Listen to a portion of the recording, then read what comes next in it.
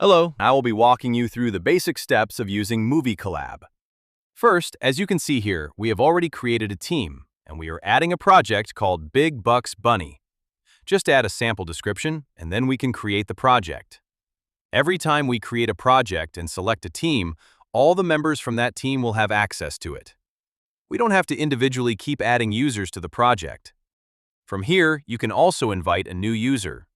It will automatically create their account and send them their login credentials, which they can reset later. Once we open the project, since this is new, it's completely empty. You can see the sequence is 0, the shot is 0, everything is 0 here. So first, we'll go and create departments for our project. Right now, I'll just create basic departments for shots and assets. Once we are done with that, I'll also add some users. The reason we create departments is so that going forward, we can structure our tasks, assets, and shots under specific departments. This really helps you gain control.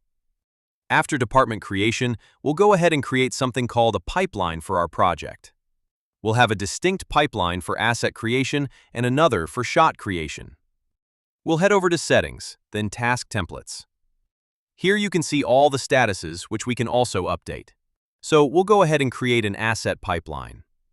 A pipeline is essentially just a list of repetitive tasks that we have to complete in order to finish an asset.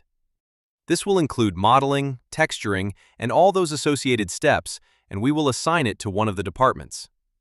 We can also assign it to specific users here if we want, and it will use the same description and users when it generates tasks for the asset. Let's say in our project we have 5 assets. We will apply this pipeline to all 5, and it will replicate itself across them. So we are done with the asset pipeline. Now we'll do something similar with shots. Since this is a demo project, I'm using very generic steps and naming conventions, but in a real-life project, you can use whatever specific structuring or naming conventions your organization already relies on. Everything is dynamic here. I'll go ahead and create anim1 as the first step.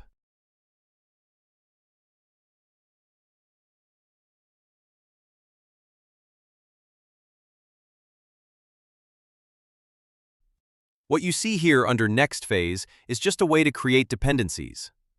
For instance, once anim1 is done, lighting needs to start. We can set up automation so that once a phase is completed or approved, the next phase starts automatically, and the assigned users get notified. In a big team or a large project, this is really helpful for keeping things on track. You can also rearrange your pipeline steps here. Next, we'll go ahead and create our first asset for the project. Let's try to create a character here. I'll create Bunny and fill in the other details.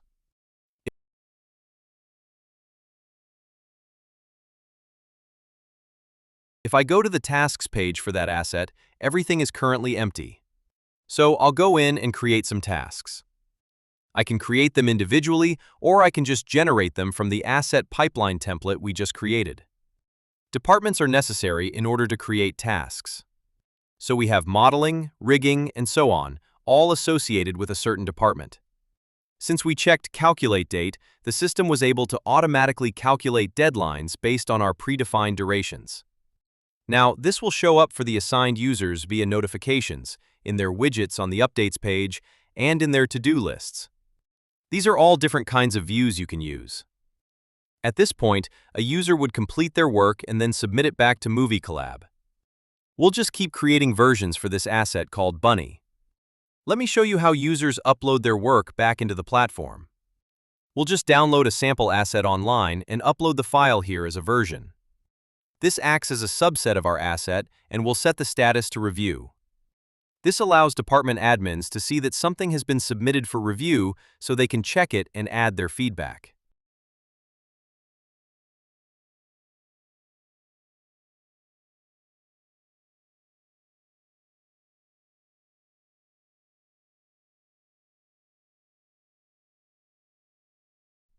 Once that is done, we can change the status to Revision.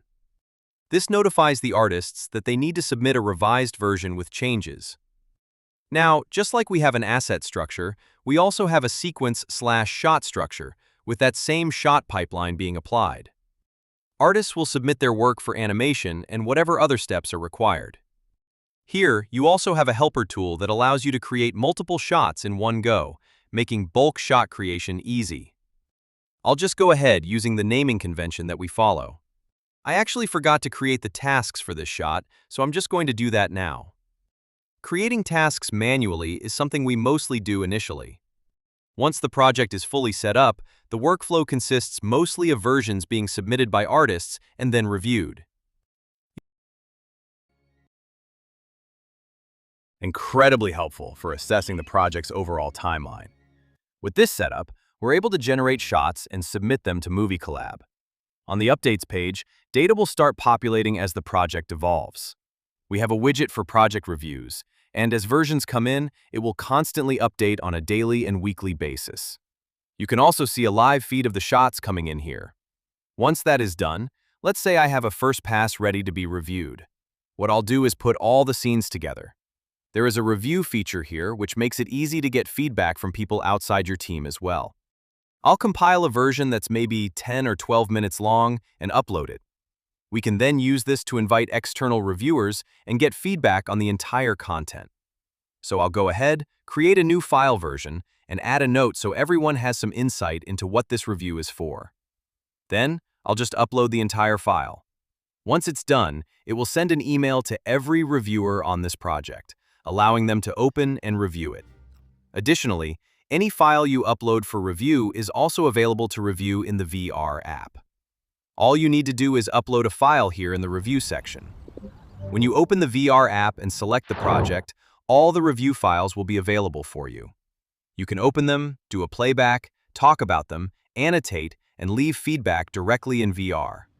So, this concludes our basic tutorial on how to set up and start a project with minimal configuration. There are certainly more advanced details we can dive into later.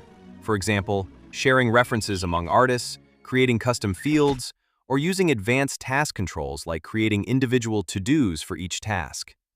However, I think this basic walkthrough gives you a solid idea of how a Movie Colab project should be structured. Finally, remember that we have total control over all project-related configurations and can change things exactly the way we want.